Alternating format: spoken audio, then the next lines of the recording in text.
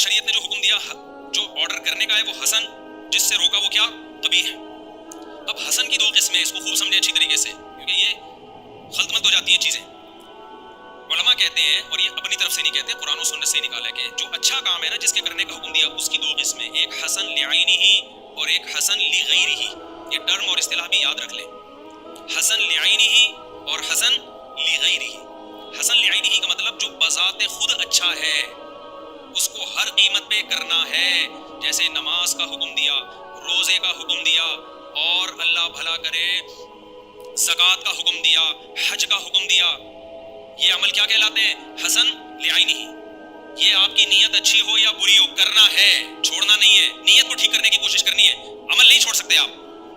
اب آپ کا حج کا ارادہ ہوا، آپ کے دل میں خیال آ رہا ہے میں جب آؤں گا لوگ مجھے کہیں گے حاجی باجی آ گیا اتنا نیک آدمی، لہٰذا میں حج پہ جا ہی نہیں رہا۔ بھائی صاحب حج پہ جاؤ، آپ یہ کرنے کا کام ہے۔ جو آپ کے دل میں وسوسے خیالات آ رہے ہیں ان کو ٹھیک کرنے کی کوشش کرو۔ نماز کا ٹائم ہوا، آپ آ رہے ہو مسجد کی طرف، اب آپ کے دل میں نیت ہو گئی یار میں اس لیے جا رہا ہوں تاکہ وہ بندہ ہے وہ مجھ سے قرض لے کے بھاگا ہوا ہے، اتفاق سے سنا ہے آج وہ بھی نماز پڑھنے آ رہا ہے تو پیسے نکل آئیں گے میرے۔ پھر آپ کے دل میں آیا میری تو نیت ہی ٹھیک نہیں ہے لہٰذا میں نہیں جا رہا۔ نہ نہ بھائی، نیت کوئی بھی ہو، نماز بہرحال پڑھنی پڑے گی۔ نیت کو ٹھیک کرو کہ پیسے بھی نکلواؤں گا لیکن نماز بھی پڑھوں گا، دونوں الگ الگ کام۔ تو حسن لعینہ جو ہے وہ بہر صورت کرنا ہی کرنا ہے، وہ کسی حکمت اور مصلحت سے معاف نہیں ہو جاتا۔ اس میں اتنی ہی گنجائش ہے جتنی شریعت نے دی ہے، اپنی طرف سے اس میں ایڈیشن جائز نہیں ہے۔ جیسے رمضان کا روزہ حسن لعینہ ہی ہے، رکھنا ہی پڑے گا۔ دو لوگوں کو اللہ نے اجازت دے دی، ایک بیمار کو اور ایک مسافر کو، بس تیسرے کو اجازت نہیں ہے۔ مزدور کو اجازت نہیں ہے کہ وہ مزدوری کی وجہ سے روزہ چھوڑ دے۔ آپ کا کل پیپر ہے، آپ کو اجازت نہیں ہے کہ پیپر کے چکر میں رمضان کا روزہ چھوڑ دو، نہ نہ نہ۔ ہاں ہیلا کر سکتے ہو کہ مسافر بن جاؤ اس دوران، یہ ہیلا جائز ہے۔ بعض لوگ کہتے ہیں ہیلے تو بنی اسرائیل کا کام ہے۔ بھائی ہیلے دو طرح کے، ایک بنی اسرائیل والے ہیلے اور ایک جائز ہیلے۔ ایک اسکالر ہے، نام نہیں لوں گا، آج کل میرے خلاف بھی بہت کچھ بول رہے ہیں، ان کو اپنا بوجھ نکالنے کا موقع مل گیا تو مجھے کہتے ہیں اس کو شادیوں کے علاوہ کچھ بھی نہیں آتا۔ تو کبھی آپ ملیں انشاءاللہ، ہم آپ سے کچھ سوالات کریں گے تو آپ کو پتہ چلے گا کہ ہمیں شادیوں کے علاوہ اور کیا کیا آتا ہے۔ تو ٹی وی پہ آتے ہیں وہ تو بڑا طنزیہ لب و لہجہ اختیار کیا کہ آپ بس صرف شادیوں کے بیان کیا کریں، باقی چیزیں آپ کے ٹاپک نہیں ہیں۔ تو میں ان کا نام نہیں بغیر ان کی خدمت میں عرض کر رہا ہوں، کبھی آپ آ جائیں یا آن لائن آ جائیں یوٹیوب پہ، تو آپ نے جو ٹیلی ویژن کے پروگراموں میں غلطیاں کی ہیں میں وہ ہائی لائٹ کروں گا، اور آپ کو بتاؤں گا کہ آپ حدیثوں کا ترجمہ کیسے غلط کرتے ہو اور کیسے لوگوں کو آپ دین کے نام پہ گمراہ کرتے ہو۔ تو کبھی آ جاؤ خوشبو لگا کے، تو پھر پتہ چل جائے گا کہ ہمیں شادیوں کے علاوہ بھی کچھ اور آتا ہے۔ ہم نہیں کہہ رہے بہت بڑے فنٹر ہیں، لیکن اللہ نے ٹوٹا پھوٹا علم آپ سے بہرحال زیادہ دیا ہے۔ باقی شادیوں پہ ہم بیان اس لیے نہیں کرتے کہ ہمیں آتی شادیاں ہی ہیں، اس لیے کرتے ہیں کہ سوسائٹی کی بہت بڑی ضرورت ہے۔ سوسائٹی کی ضرورت رفع الدین کے جھگڑے نہیں ہیں، ٹانگیں چوڑی کرنا، پتلی کرنا، ہاتھ یہاں باندھنا یہاں باندھنا، یہ سوسائٹی کا کوئی اتنا بڑا مسئلہ نہیں ہے، اس لیے ہم ان چیزوں کو فوکس نہیں کرتے زیادہ۔ شادیاں بہت بڑا مسئلہ ہے، بے حیائی پھیل رہی ہے۔ جو طلاق یافتہ بیوہ عورت ہے 2 سال جب گھر بیٹھے گی تو اس کے اندر ڈیزائرز نہیں ہے کیا وہ انسان نہیں ہے؟ کیا وہ روٹی نہیں کھاتی ہے؟ اس کا نیک اور برے ہونے سے تعلق نہیں ہے ڈیزائر کا، خواہشات کا۔ ہر عورت میں اللہ نے مرد کی خواہش رکھی ہے، چاہے وہ تہجد گزار ہو، حاجن ہو، ہر مرد میں اللہ نے عورت کی خواہش رکھی ہے۔ اگر وہ جائز طریقے سے پوری نہیں ہوگی تو منہ ماریں گے لوگ ادھر ادھر جا کے، اور ہو رہا ہے یہ۔ تو جس کو یہ سوسائٹی کا یہ پتا ہو تو وہ بولے گا شادیوں پہ بھائی، تو پھر اس میں آپ یہ کہنا، یہ بالکل ایسے ہی ہے جیسے شعیب علیہ السلام کو کتنا علم تھا نا بھائی، پیغمبر اپنی قوم کا سب سے بڑا عالم ہوتا ہے، لیکن شعیب علیہ السلام کی دعوت 2 ہی چیزوں پہ ہوتی تھی اپنی قوم کو، نمبر 1 شرک چھوڑو، نمبر 2 ناپ تول میں کمی چھوڑو۔ اب قوم یہ تانا دیتی معاذ اللہ نقل کفر کے، اے شعیب تمہیں تو ناپ تول میں کمی کے علاوہ کوئی بیان ہی نہیں آتا، تمہارا تو علم گھوم پھر کے کس پہ آ جاتا ہے؟ معاذ اللہ ناپ تول میں کمی نہ کرو، ہر وقت یہی بیان کرتے رہتے ہو، اس کا مطلب تمہیں معاذ اللہ اس کے علاوہ کچھ اور نہیں آتا۔ تو یہ تانا صحیح ہوتا؟ غلط۔ شعیب علیہ السلام کہتے ہیں ہم پیغمبر ہیں، اللہ نے ہمیں جو علم دیا ہے وہ پیغمبروں کا علم کسی کو نہیں دیا ہوتا، لیکن تمہارے اندر جو خرابی ہے وہ خرابی ہی ناپ تول میں کمی کی اور شرک کی ہے، لہٰذا میں اسی پہ بولتا رہوں گا۔ تو یہ جو مجھے تانا دیتے ہیں نا اس مفتی کو شادیوں کے علاوہ کچھ نہیں آتا لہٰذا شادیوں میں بولا کرو، تم پہ شادیاں اچھی لگتی ہیں، تو بھائی صاحب کبھی آپ آؤ ہم سے کوئی ٹاپک پہ بات چیت کرو، تو پھر ہم انشاءاللہ بتائیں گے کہ ہم نہیں کہہ رہے ہیں بہت بڑے عالم ہیں، لیکن آپ سے زیادہ، آپ ہم سے بھی زیادہ فارغ نکلو گے۔ اگر ہم فارغ ہیں تو یہ ثابت کر دیں گے کہ آپ ہم سے زیادہ فارغ ہو۔ تو ٹی وی میں عوام کے سامنے آ کے لوگوں کے سامنے حدیث پیش کرنا اور اس کے غلط ترجمے کرنا یہ الگ چیز ہے۔ کسی مولوی کے سامنے ٹوٹا پھوٹا پڑھے لکھے کے سامنے بیٹھ کے وہ ترجمہ کر کے دکھاؤ تو میں کچی وہیں سے پکڑ لوں گا، ٹھیک ہے گڑبڑ کر رہے ہو آپ۔ خیر کیا بات چلی تھی پھر؟ بس جلدی سے سمیٹتا ہوں میں اپنی بات کو جلدی سے۔ بھائی صاحب کو بات کیا چلی تھی؟ ابے کچی نہیں پکڑی آپ نے؟ ہاں میں عرض کر رہا تھا کہ شریعت میں کچھ کام ایسے ہیں جو حسن لعینی ہیں۔ اسی طرح یاد رکھو آج کل بعض اسکالر نے یہ کہنا شروع کر دیا کہ دودھ پلانے والی عورت روزہ چھوڑ سکتی ہے، حمل والی عورت روزہ چھوڑ سکتی ہے، اور دلیل میں پیش کر رہے ہیں قرآن کی آیت کہ اگر تم بیمار ہو تو چھوڑ سکتے ہو۔ भाई साहब बीमारी अलग चीज है, प्रेगनेंसी बीमारी नहीं है, प्रेग्नेंट ना होना बीमारी है। औरत की तो प्रेगनेंसी उसकी नेचर का हिस्सा है। तो आपने कैसे कह दिया कि प्रेगनेंसी में औरत फर्ज रोजा छोड़ सकती है, दूध पिलाने वाली औरत फर्ज रोजा छोड़ सकती है? ये कहां से निकाल लिया आपने?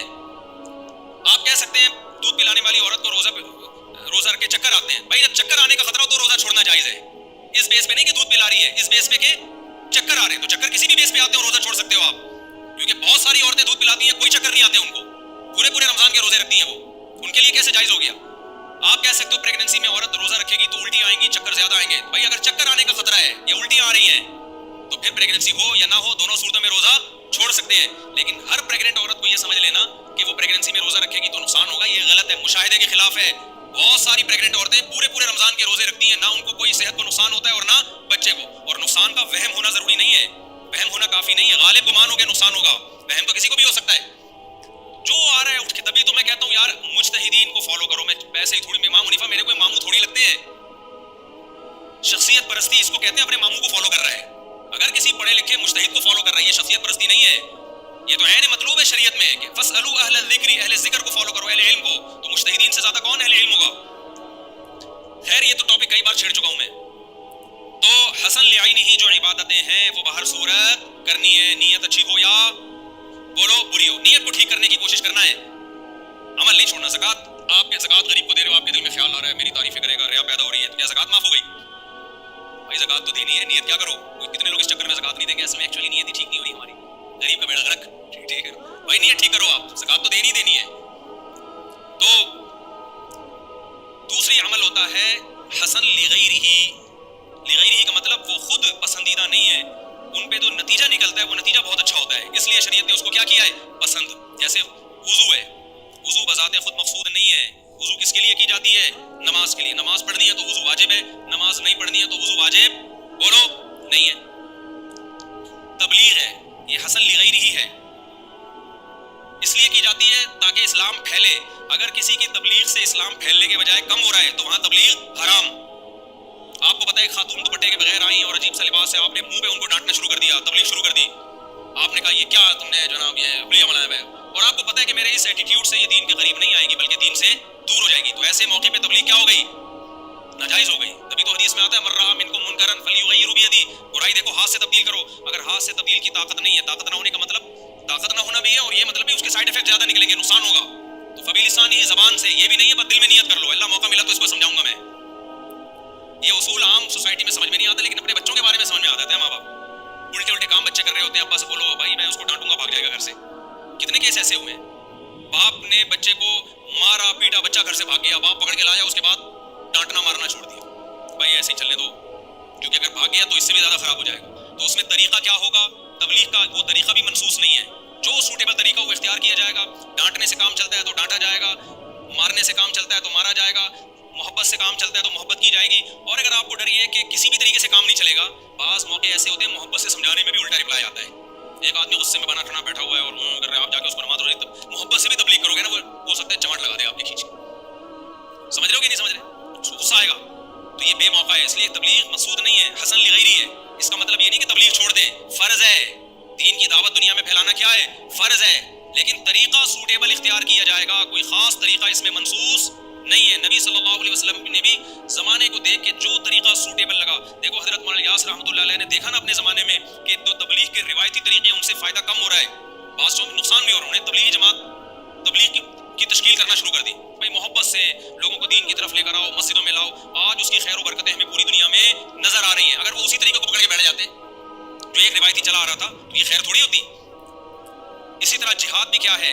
हसन लिगैरिही। जहां जिहाद का फायदा होगा जिहाद किया जाएगा, जहां फायदे के बजाय नुकसान हो नहीं किया जाएगा। हमें नबी से जिहाद करना भी मिलता है और जिहाद को डिले करना भी मिलता है। सुलह हुदैबिया भी मिलती है जिसमें आपने लड़ाई को टाला है, और फतह मक्का भी मिलता है जिसमें खुद आपने हमला किया, और ग़ज़वा उहद भी मिलती है जिसमें सिर्फ डिफेंस पे इक्तिफा किया है ग़ज़वा अहज़ाब में। तो जहां सिर्फ डिफेंस करना है, आप समझते हो सिर्फ डिफेंस से काम चलेगा, वहां डिफेंस किया जाएगा। जहां बढ़ के हमला करना है वहां बढ़ के हमला किया जाएगा। जहां दोनों से नुकसान हो वहां दोनों ही नहीं करने, क्योंकि मकसद नहीं है जिहाद। मकसद क्या है? दीन का गलबा। तो जो सूटेबल तरीका, जिहाद का इनकार नहीं करना है। कहीं बास फलसफर ऐसे हैं जो एक्चुअली करके जिहादी कानून बेड़ा गर्क कर दिया, तो जिहाद का इनकार तो कुफर है। यह कि सूटेबल जगह सूटेबल टाइम, یہ ساری چیزوں پہ غور کر کے یہ